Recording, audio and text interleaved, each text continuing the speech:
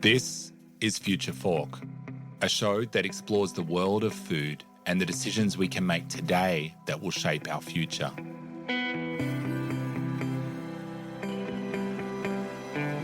On the show, you'll hear from innovators in the food space. We'll have disruptive conversations with people from around the globe who are taking the lead on topics like food sustainability, ending world hunger, food security, and so much more. I'm your host, Paul Newnham.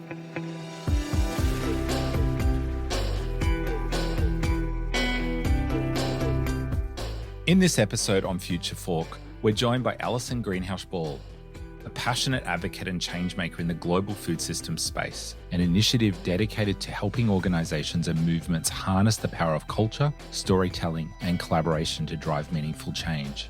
For many years, Alyson has been part of the Good Food for All movement, working with chefs, campaigners, and communities to amplify the voices of those shaping a fairer, healthier, and more sustainable food future. She has been instrumental in building partnerships that connect food to climate, equity, and livelihoods, always with an eye on impact. In a year as turbulent as 2025, when global challenges are threatening progress on food security and nutrition, Alyson continues to bring optimism and solutions. Today, we'll explore her journey, the lessons she has learned, and her vision for how we can still achieve good food for all. Let's get into it. Hi. Hi. How are you? I'm great. How are you? Good. Welcome to the show. It's Thank you. Great to have you with us. So, Alyson, you've been a champion for driving forward good food for everyone for many, many years. Yeah. You've done that in lots of different ways. I'm quite old. No, not really. Well, yeah. What sparked your passion? Where did it start? Why did you lean into this work, or did it just happen, or how did it come about? Oh, that's quite an easy one. I grew up on a farm. Okay. And so I saw firsthand the relationship that you need to have with the land and animals and food and nutrition. I had to work on the farm. Oh. My job was to collect the eggs. I ran a farm shop. I used to drive the tractor aged 11. Amazing. Because you needed all hands, when we were harvesting barley. We grew potatoes. Where was this? It was in kind of Lancashire, north in the UK.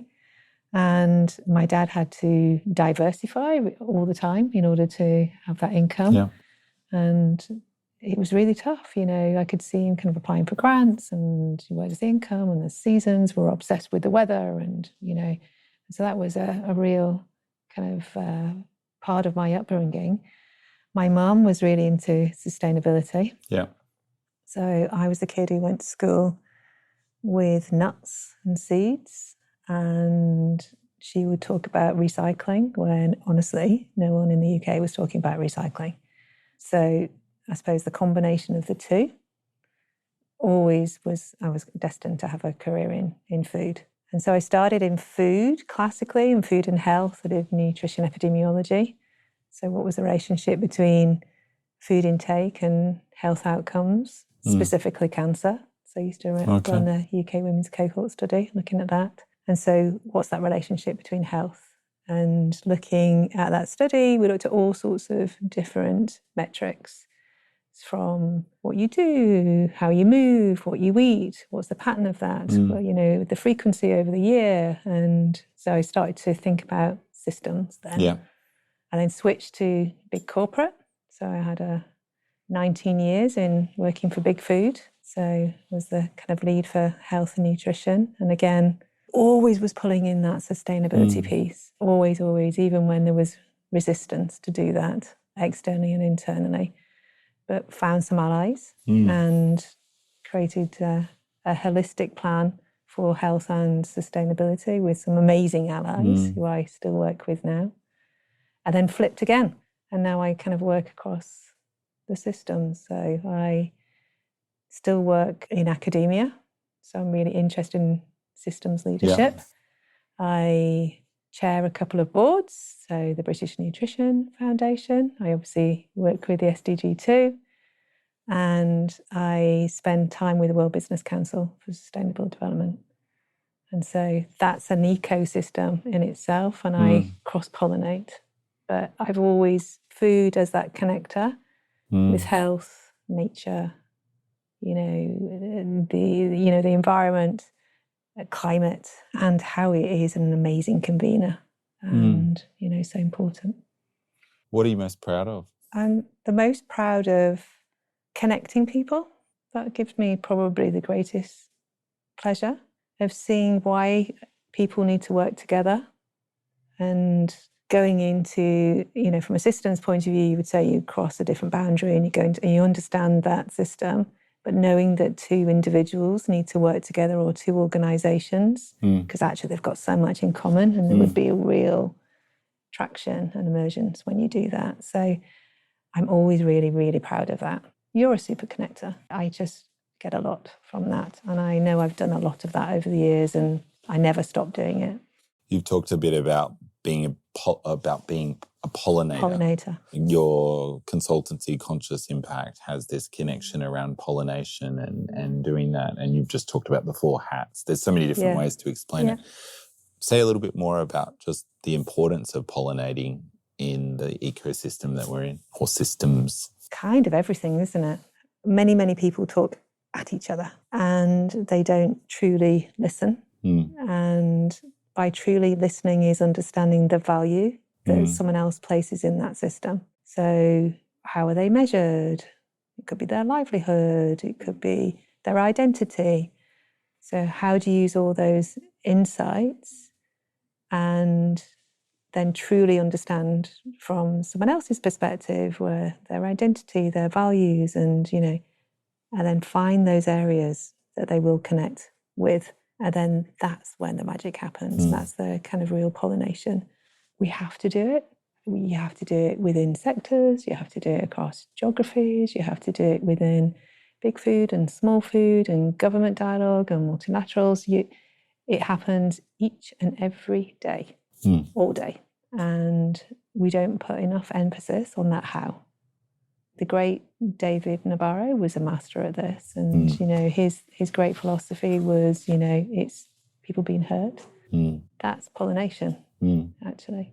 Let's turn the conversation a little bit. This has been a pretty big year, pretty hard year in many ways to navigate in the development space. There's been lots of funding cuts. There's been lots of breakdown in multilateralism, the global agenda and crises really risk in many parts of the world eroding some of the gains we've had on food security, on nutrition. From your perspective, what do you think is the biggest risk we have right now? It's devastating, isn't it, to see the loss of that funding and that evidence base. I mean, it takes all shapes and forms, doesn't it? So it's whether you're looking at, the big databases and and how we've used those as the evidence for years and years, suddenly the funding, and you don't know where you're heading to, and you can't measure that, and you can't measure that impact. I worry about lots of organisations moving and in competition of this kind of ever decreasing pot of funding. And what does that look like? What's the compromises that kind of holds for some really amazing kind of work that we need to happen across the system? That's an undercurrent that I feel is really omnipresent. Everyone's kind of looking for funding. There's very few funders, and the disproportionate power that presents in a room and in a system as well. So I was really curious about that over the last couple of days, actually. We've been at this big meeting and watching the funders versus those wishing to be funded, and the agenda setting there is interesting as well, isn't it? There's lots so of consequences, isn't there? Yeah. No, I mean, there's so many. I mean, when I think about this, there's that erosion of the data, the learning, the questioning of science as well, which is something else that is something that is happening, and so people are getting confused. There's a lot of risk of confusion, I would say. But I also think there's a lot of risk where people kind of give up because the way things were done and the way they were trained to do it don't work. But I also think people get lost in that, what is the future and how do we find our way through it. And so I also see innovations born out of that as well, isn't there? So there's, or emergence, you might call it emergence, where you might see new ways of doing things that isn't necessarily a negative. Actually, that could be a real accelerator in certain points. So we've got to keep hopeful that, that where we are now might actually create those kind of moments of emergence as well. So let's talk about that a little bit. So the networks that are around the world that are still doing a lot of great work, the new ones that are forming, like what do you see as the opportunity in this to really move forward and accelerate some of the change? I'm really interested to see what they're funding and what that portfolio kind of looks like, and how actually I think some of the big funders are really taking their time in either assessing the landscape of where the change is really happening and what's the lessons learned with that change. So I'm really encouraged by that, actually. I had a really great conversation with a funder, and they were saying, we allow kind of oxygen in the system, we allow space. And I was asking about evaluation and how I really worry about our obsession with evaluation on numericals versus the narrative, the storytelling, and actually that's all progress. But yet we're so economically driven sometimes that those KPIs have got to be really crisp and to be calculated. He was like, no, we stay away from that where possible. It is all about those softer measures. That's really encouraging. Yeah. That's amazing. In looking at that, how do you think we keep food and nutrition high on the agenda? I think, obviously, we have just been at the launch of the E-Lancet. That, for me, is a really pivotal moment in itself. I was with you. In fact, that's where we met with the first launch. Yeah. That was a really important moment in many people's careers, I believe, where we started to really think about as a system the challenges ahead. And I think the evidence that's been presented over the last couple of days is so compelling. And if we get those pathways right and we get those little pollinating moments, then nutrition's going to be kind of part. It might be called something slightly different in some places, and because we're thinking about it as a nexus. So nutrition is its own system, but nutrition also has to have a role within its nexus of climate and nature and broader health as well. So let's not think in silos, let's think in that nexus space, and it will be as important as it's ever been. So in some of the rooms that we're seeing people coming together. There's governments, there's civil society, there's business. In order to drive successful partnerships and collaborations, what have you seen as the most important to really focus on, or what have you seen come to the front in terms of the successful partnerships? I know this is your philosophy, and this is where we align, and this is why we do so much work together. Is where people can come to agree on something and maybe put aside their differences for a moment. And, if you can really start to move away from some of the technical, people get really hung up on words, really get hung up on some technical definitions. If you can start to just agree the areas of commonality, that's where I've seen the best convening. I've also seen the best convening when people show up as humans and where they're receptive to listen to people. They understand their own agendas and their flaws in that, where they might have, you would call it bias, but actually the technical term is a prior, where how they can be in control of that and not be too dominant on a particular piece, but be open. Be open. I actually think the Beans is How is a beautiful example of that. Really, really genius to think, what can we all agree on as a illustration of what's possible within food systems transformation, and actually we're connecting as humans, but we're talking about food. And everyone's got a connection to that food in their history, typically. And amazing. Well, it creates a way for people who are fragmented in their agendas to align and then come together. The mood change. Exactly. It's lighter. And it's evoking those memories. Yeah. You know, all the neuroscience is confirmation of why that works. You know, you're suddenly bringing through some really positive memories there for people, so they're open and receptive. Yeah. And connecting that, so then you can start to talk about those tougher agendas potentially, but in a much more constructive kind of dialogue. As we look ahead, I guess, to 2030, you know, we've had setbacks. We had the big setback of COVID, and there's been a lot of other setbacks around conflicts around the world and disruptions, other kinds of natural disruptions and climate. What does success in food system transformation look like to you? For a viable future for my kids. Surviving. A viable future, a hopeful future. Yeah. Where we can, you know, really bend that curve and seeing food systems as, you know, part of that essential solution. And, you know, yes, the environment in which we find ourselves is a stark reminder of why we need to move really, really quickly with a series of actions. Remember, no silver bullet. You know, let's get away from that notion. There's no silver bullet. There's a series of actions across all those systems and nested systems within them. So be hopeful. Think about what's working. Put your energy around that and lean in and be optimistic and human. Is there any stories that you're thinking we need to tell a bit differently to get change and to move things forward? There's a lot of disinformation out there. There's a lot of competing narratives that really shape public opinion. So is there any of the storytelling that we're getting a bit wrong? I think we're getting lots of it wrong, or it's got disproportionate power. Yeah. Not necessarily wrong, but the debate is too big versus the size of, or the action that we need to take. So I'm thinking the whole meat and dairy piece is a really interesting big debate, and I wonder how much that arrests action in the right places. You know, you and I talk a lot about the obsession with protein.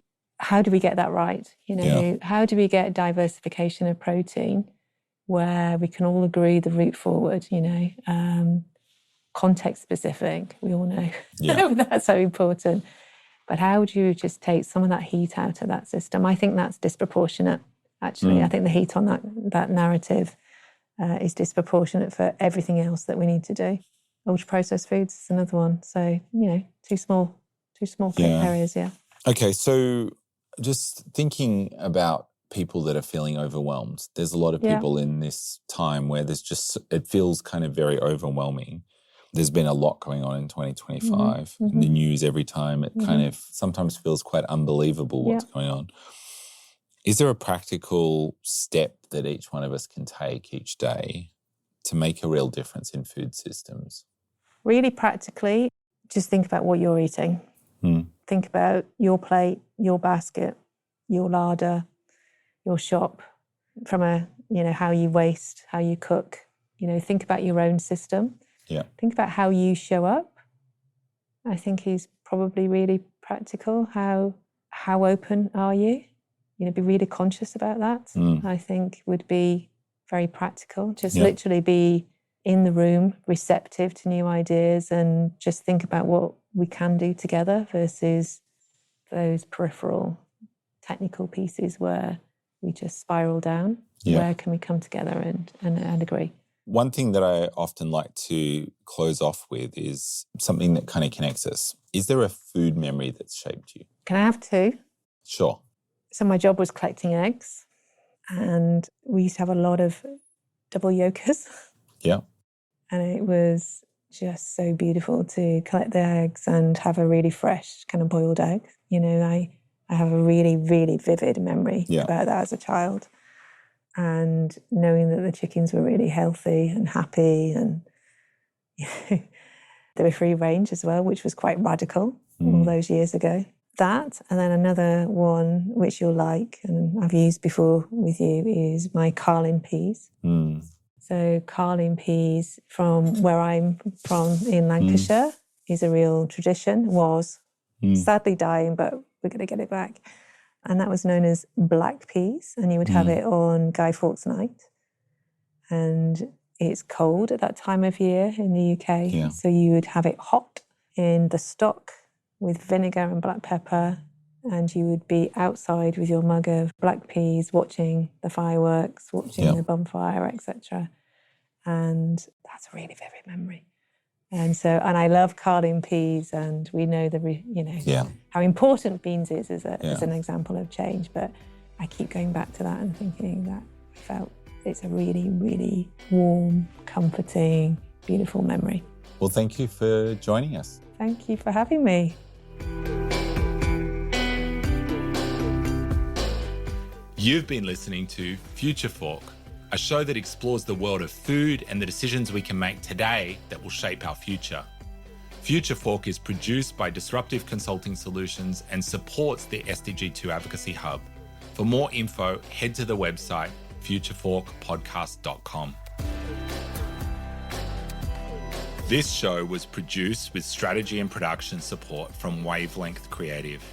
So you don't miss an episode of Future Fork, make sure to subscribe to or follow the show in your podcast app. And while you're there, leave us a 5-star review. It really helps others find the show. I'm Paul Newnham, and I'll see you in the next episode.